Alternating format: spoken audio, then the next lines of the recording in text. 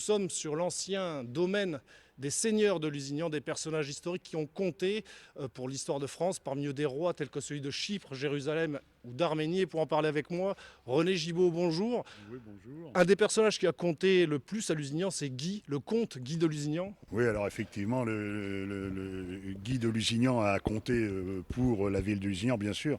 Il y en a eu d'autres familles de comtes de Lusignan.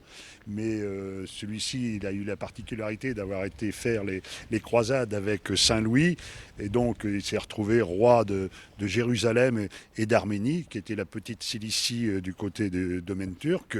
Et ensuite, l'histoire fait que Richard Cœur de Lion s'est retrouvé ancien en croisade à Jérusalem. Et donc, il y a eu un échange entre Jérusalem et Chypre. Et donc, les rois de Lusignan se sont retrouvés rois de Chypre pendant 350 ans, c'est-à-dire 3 siècles et demi.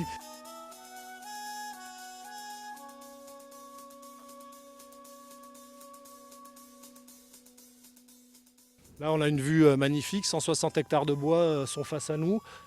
C'était le terrain de jeu des seigneurs de Lusignan, j'imagine. Terrain de jeu, terrain de chasse surtout, oui, effectivement.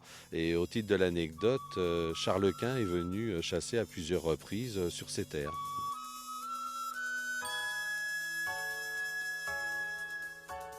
Nous avions ici la citadelle de Lusignan, la forteresse, qui était un espace féodal qui avait la même importance en termes de superficie, par exemple, que la cité de Carcassonne, et qui a été complètement détruite au fil des siècles. Et nous avons dans ce parc une statue contemporaine qui a été faite et qui représente Geoffroy la Grande Dent, qui était un des fils de Mélusine.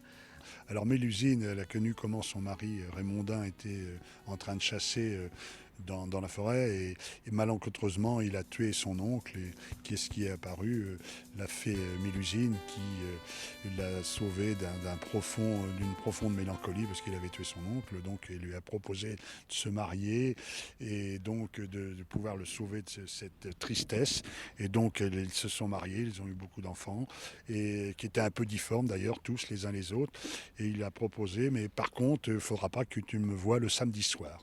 Donc la vie aidant, les années passent et un jour le frère de Raymondin lui a dit qu'il faudrait mieux qu'il regarde sa femme qui devait le tromper le samedi soir. Alors Raymondin a regardé par le trou de la serrure et horreur, il a vu sa femme qui était en femme serpente et qui se lavait dans son bain, et Mélusine s'en est aperçue et elle s'est envolée par la fenêtre dans des hurlements au-dessus de la vallée.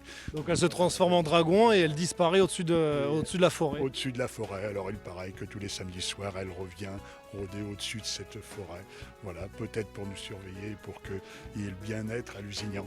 Alors à Lusignan, vous avez eu un château magnifique, vous avez donc une fée qui se transforme en dragon, mais alors il est où le trésor ? Ah, le trésor, figurez-vous que beaucoup de monde a cherché le trésor, mais personne ne l'a trouvé. Alors peut-être que les trésors, c'est nos Mélusines qui sont notre trésor. Parce que les habitants de Lusignan s'appellent des Mélusins et des Mélusines. Donc on est tous mariés avec des Mélusines.